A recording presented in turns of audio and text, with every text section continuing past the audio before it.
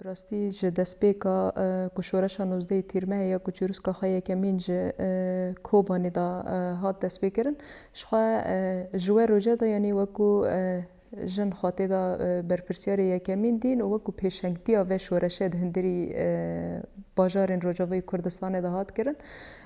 Piştî we yanî tiştê ku xebatê ku li ser erdê hatî kirin û ku êrişên ku bi ser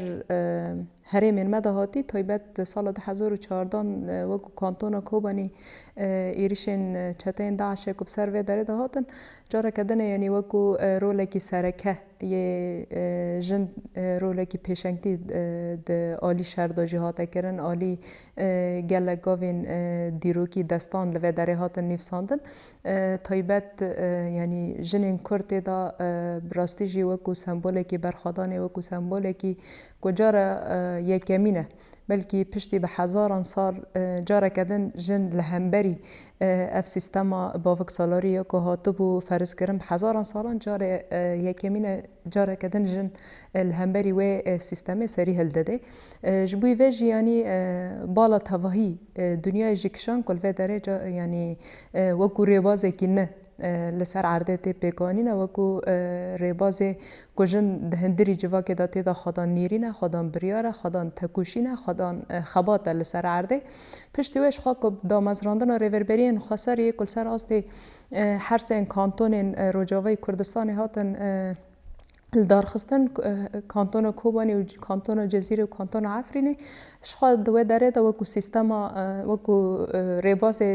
hevseroketî di hindirî vê pergala ku hatî çêkirin de ciyê xwe tê de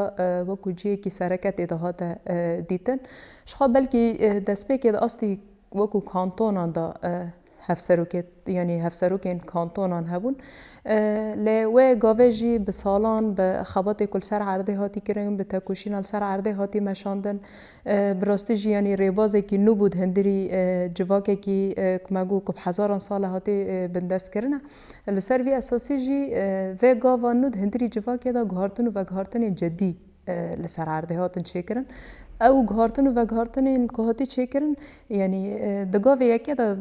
bi şeklekî mubaşer kete xizmeta civakê, yanî bi şeklekî elaqeta di navberî rêverberiya Xweser û civakê de eleqa ji ber ku em dibêjin rêverberiya hatî ava kirin rêverberiyekî civakê bû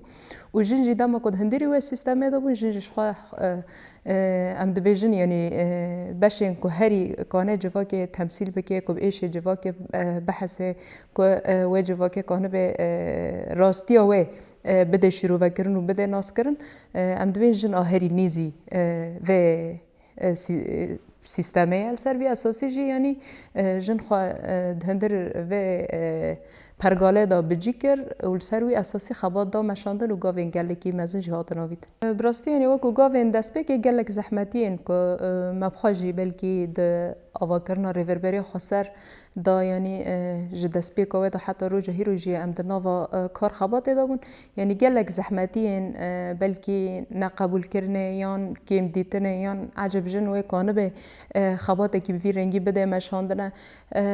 Her tim wekû careke din wekû mêr xwe esas dîtin yan jin li kelekê eceb wê kanibe vê xwedan vî xebatî bêye. Gavên ku jin jî di wê derê de avîtî di beşên herî me got jî eskerî de jî yanî siyasî û dîplomasî hemû beşan de ciyê xwe girt ser wê esasî tekuşîn û xebatê ku li ser erdê hat kirin careke din yanî jin jî derfet neda. Careke din ku meselen ew zihniyeta desthilatdar ku hatî ferz kirin ku careke din derfet bide ew hişmendî careke din di hindirî vê sîstemê de jin bide aliyekî jin bi xwe jî ew derfet da neda û sîstema me jî yanî wekû pergala rêverberiya Xweser jî ji xwe ew jî wê derfetê nade ku careke din ew zihniyeta desthilatdar xwe nûjen bike di hindirî vê sîstemê de ji ber ku me got sîstema me sîstemekî wekhevî